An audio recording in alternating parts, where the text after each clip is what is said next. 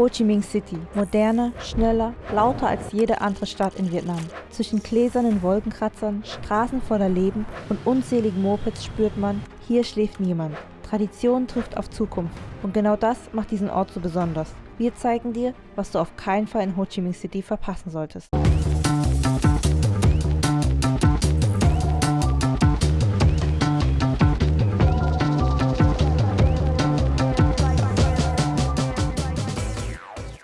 Unser erster Spot ist das alte Postamt von Ho Chi Minh City, eines der meist fotografiertesten Orte in der ganzen Stadt, denn durch die gelbe Fassade hat sie einen besonders hohen Wiedererkennungswert.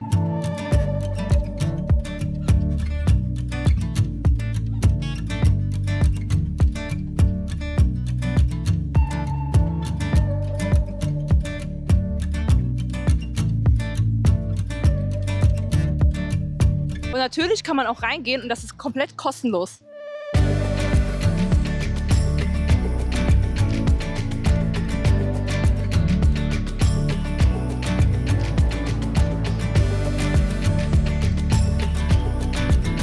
Im Inneren beeindruckt das Gebäude mit einem gewölbten Glasdach, kunstvollen Bögen und einem riesigen Porträt von Ho Chi Minh.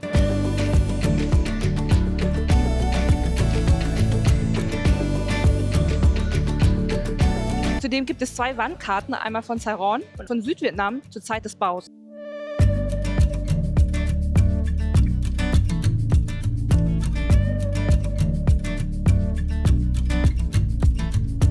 Das Postamt wurde zur Zeit der französischen Kolonialherrschaft erbaut und ist trotz seines Alters immer noch in Betrieb. Man kann also immer noch Briefe und Postkarten verschicken.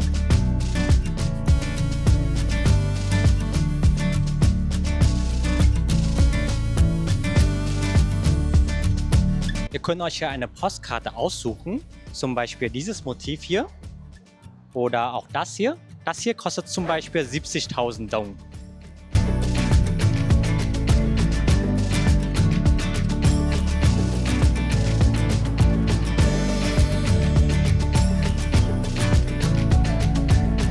Es gibt hier auch Sitzplätze, wo man seine Postkarte in Ruhe schreiben kann. Danach holt man sich einfach eine Briefmarke von da drüben.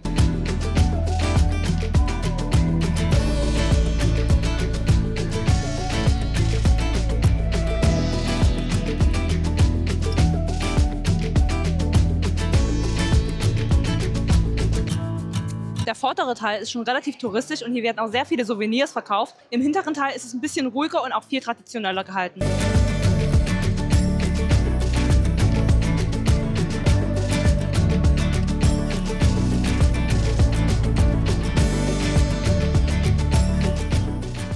Direkt gegenüber vom Postamt befindet sich die Notre Dame von Saigon. Wie ihr sehen könnt, wird sie gerade restauriert. Je nach Zeitpunkt eures Besuchs kann es also sein, dass sie eingerüstet ist oder teilweise unzugänglich.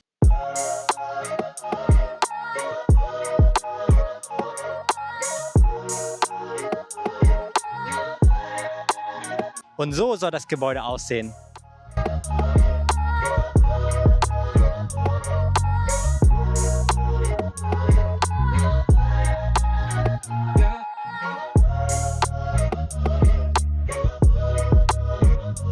Und obwohl sie den gleichen Namen trägt wie die berühmte Notre Dame in Paris, haben die beiden Gebäude baulich keine Ähnlichkeit miteinander.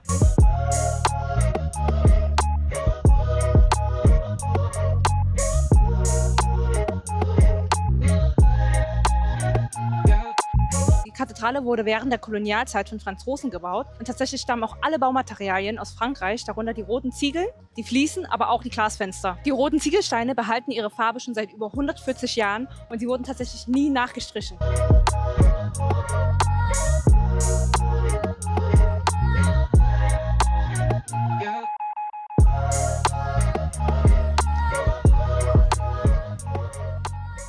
Direkt neben der Kathedrale und dem Postamt befindet sich auch direkt die Book Street von Ho Chi Minh.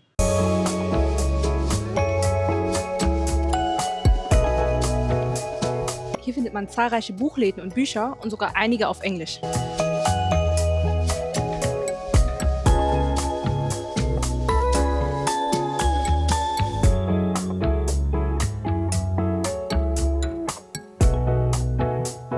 Die Straße wurde 2016 eröffnet und war Vietnams erste Buchstraße. Das Projekt sollte die Lesekultur in Vietnam fördern.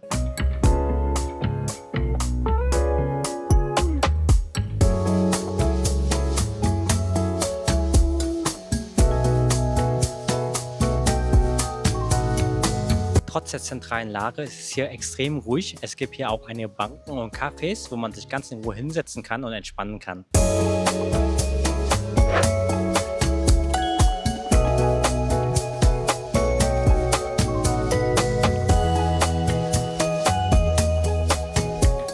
Wir befinden uns hier gerade beim Bintang Market und hier findet ihr wirklich alles. Von Souvenirs bis hin zu Kleidung, bis hin zu Gewürzen oder auch vietnamesisches Streetfood.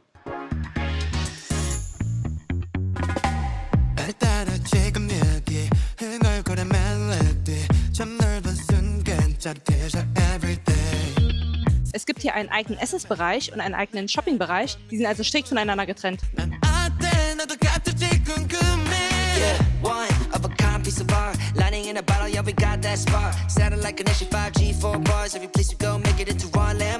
Das ist tatsächlich einer der ältesten Märkte in der ganzen Stadt. Im 17. Jahrhundert wurde er als provisorischer Straßenmarkt gegründet und etwa erst 1914 hat er dieses Gebäude bekommen, was wir heute kennen. Das heißt, dieser Markt ist schon über 100 Jahre alt.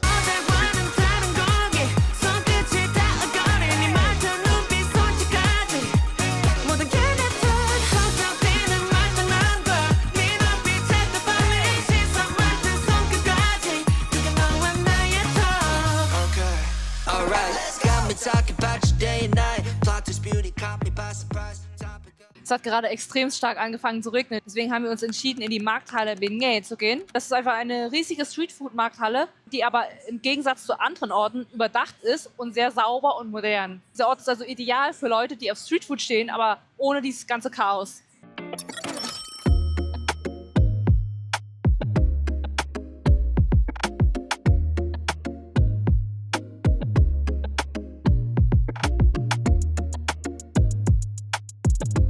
Hier bieten die sehr viele Gerichte an, nicht nur typische vietnamesische Gerichte wie Pho und Bánh Mì oder auch internationale Gerichte wie zum Beispiel Sushi und Pommes.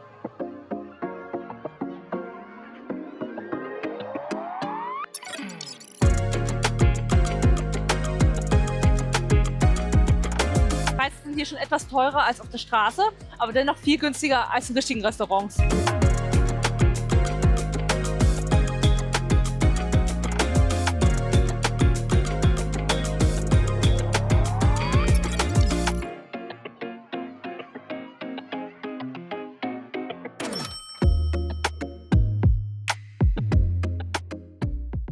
Ich befinde mich gerade mitten im Herzen von Ho Chi Minh City und zwar stehe ich gerade bei der Nguyen Hue Square. Besonders am Abend ist die Straße hier sehr beliebt bei Locals, aber auch bei Touristen, denn es ist sehr angenehm, einfach die Straße hier lang zu laufen und ein bisschen zu spazieren.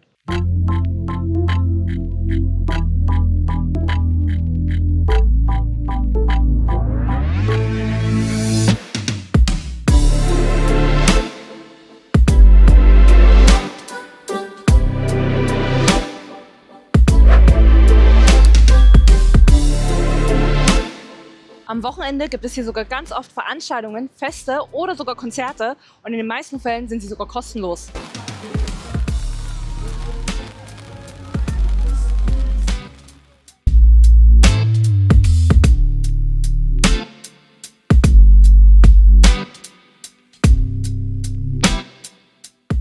Wenn ihr die Straße einmal komplett durchlauft, kommt ihr sogar bei dem berühmten Café-Apartment an.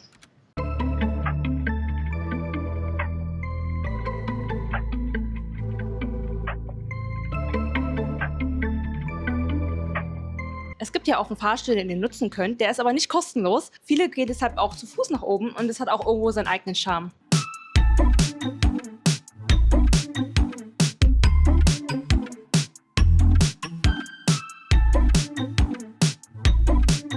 Von außen sieht das Gebäude aus wie ein altes Plattenbaugebäude, aber von innen ist es voller bunter Cafés, Boutiquen und auch Bücherläden.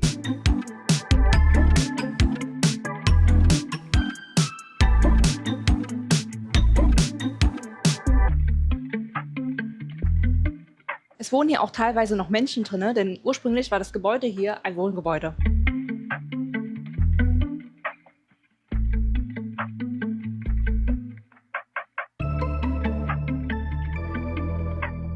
Viele Cafés hier bieten auch eine wunderschöne Aussicht auf die Nguyen Hue Walking Street.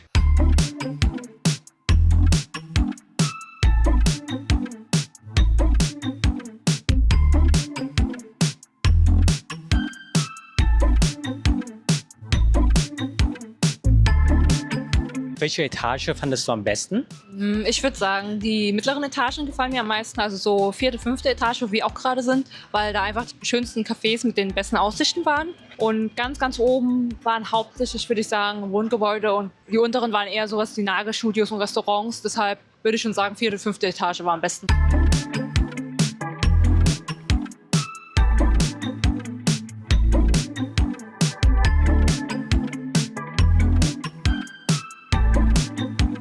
Unsere Empfehlung wäre es, dass ihr in die 9. Etage lauft und von dort aus könnt ihr dann kostenlos mit dem Fahrstuhl wieder runterfahren.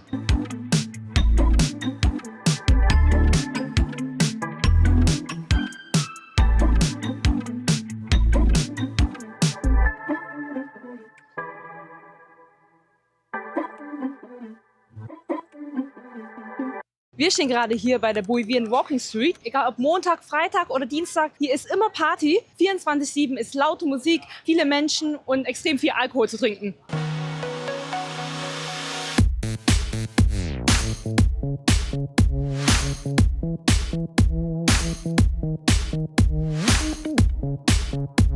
Die Bolivian Street ist auch als Backpacker Street bekannt, denn sie ist das Zentrum für Backpacker-Touristen und zieht auch sehr viele Budgetreisende an, denn sie ist ein bisschen vergleichbar mit der Khao San Road in Bangkok.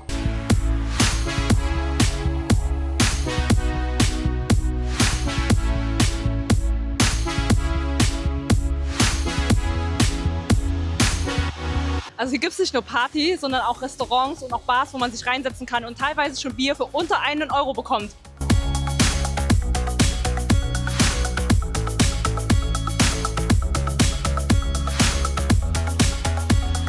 Wir sind gerade im Oktober hier und in etwa 3 Wochen ist Halloween, wie jeder weiß. Deswegen sind auch sehr viele Pubs und Clubs hier auch schon dementsprechend dekoriert.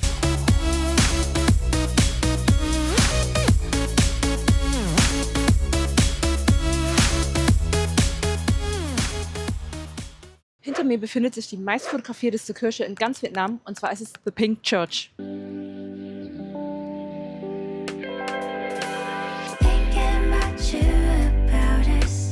Kleiner Funfact, die typische rosane Farbe wurde erst viel später hinzugefügt.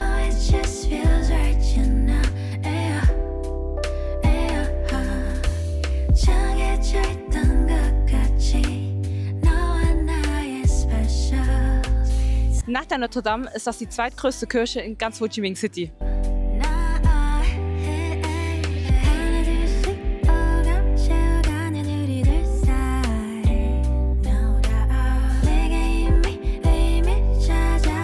Wir sitzen hier gerade beim Golden Café und von hier aus eine wunderschöne Aussicht auf die Kirche.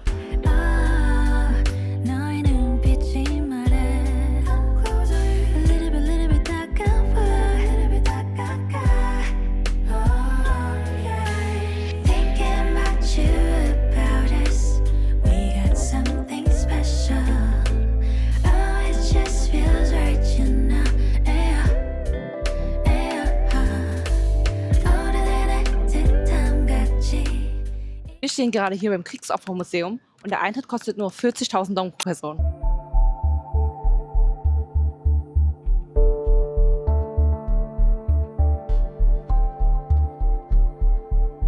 Das Museum thematisiert die Grausamkeit des Vietnamkrieges, vor allem aus der Sicht der vietnamesischen Bevölkerung.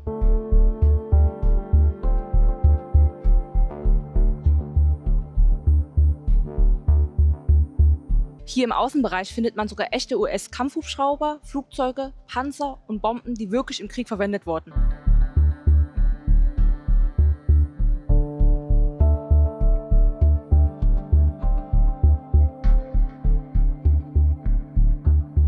Es gibt hier auch einen kompletten Bereich über die Folgen von Agent Orange und das wird auch bekleidet mit echt erschütternden Bildern und auch Infos zu Folgen an den Kindern und an der Umwelt. Auf jeden Fall nicht so schwache Nerven, aber trotzdem sehr wichtig, sich sowas anzuschauen.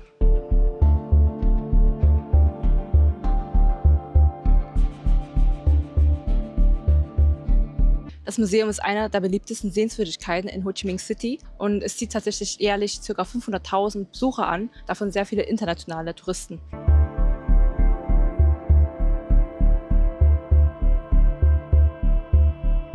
Wir sind jetzt fertig mit dem Museum und ich muss sagen, manche Bilder davon sind wirklich sehr erschreckend. Aber ich finde es sehr wichtig, sowas auch zu sehen, weil es ist halt einfach die Realität und die Geschichte von Vietnam. Deshalb würde ich euch unbedingt empfehlen, wenn ihr hier seid, schaut euch das an.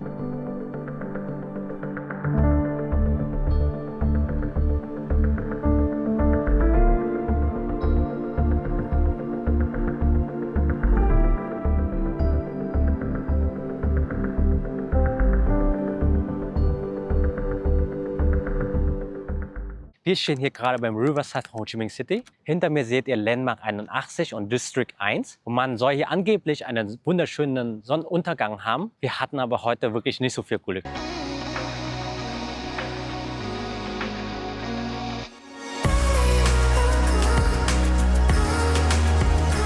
Direkt entlang des Wassers gibt es auch einen Spazierweg. Ich würde euch empfehlen, aber abends lang zu laufen, denn tagsüber könnte es ein bisschen heiß werden.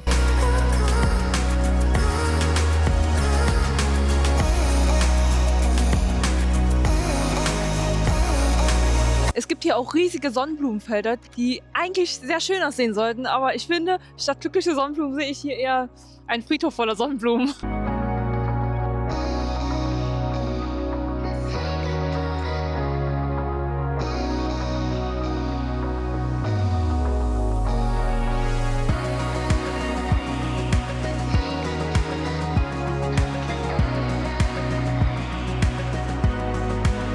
Das Ufergebiet hier war damals komplett verwildert und erst im Dezember 2023 hat man hier diese Anlage eröffnet. Und ich finde, man sieht das sogar, denn es ist sehr sauber und modern hier.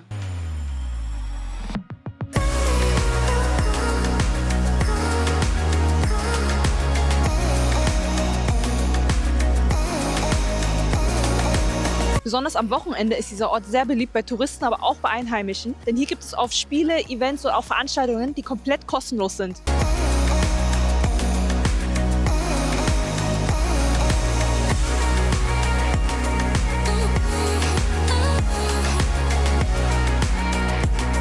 Sieht so schön aus. Hättet ihr gedacht, dass das Vietnam ist? Man denkt immer, dass Vietnam richtig traditionell ist und nur aus Reisfeldern besteht. Aber ich finde, Saigon sieht wirklich schon sehr, sehr modern aus.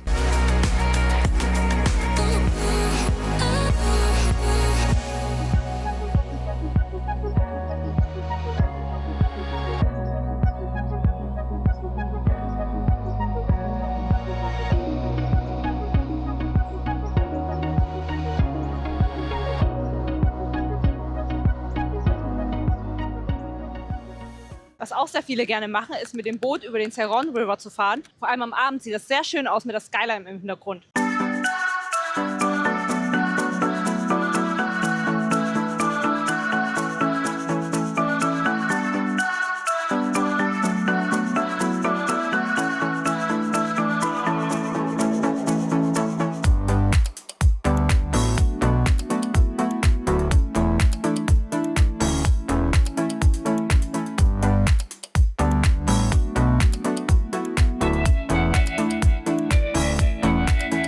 Falls ihr auf Romantik verzichten könnt und nur die Aussicht haben wollt, kann ich euch auf jeden Fall empfehlen, mit dem öffentlichen Boot einmal rüber zu fahren. Das kostet nämlich nur 15.000 Dong.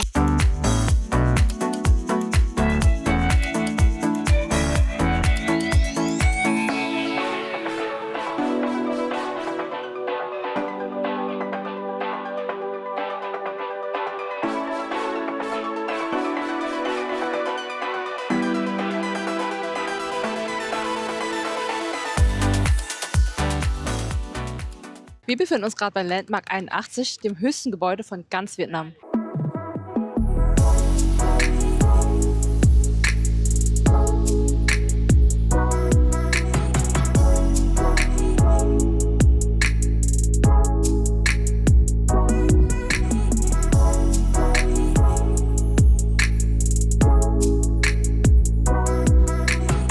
Direkt gegenüber vom Landmark 81 befindet sich auch ein riesiger Park, wo extrem viele Locals chillen und es ist eigentlich echt entspannt hier. Die spielen hier auch Live-Musik und man kann einfach sich dazusetzen und mithören. 널 바라보며 yeah. 하고 싶은 말 내가 너의 그늘이 돼줄게 언제나 편하게 기대도 돼 네가 원한다면 yeah. 내가 너의 곁에 Im unteren Teil vom Gebäude gibt es ein Einkaufszentrum, und zwar den Vincom Center. Und man kann natürlich auch hochfahren. Da gibt es eine Aussichtsplattform, wo man einen 360-Grad-Blickwinkel auf Ho Chi Minh City hat.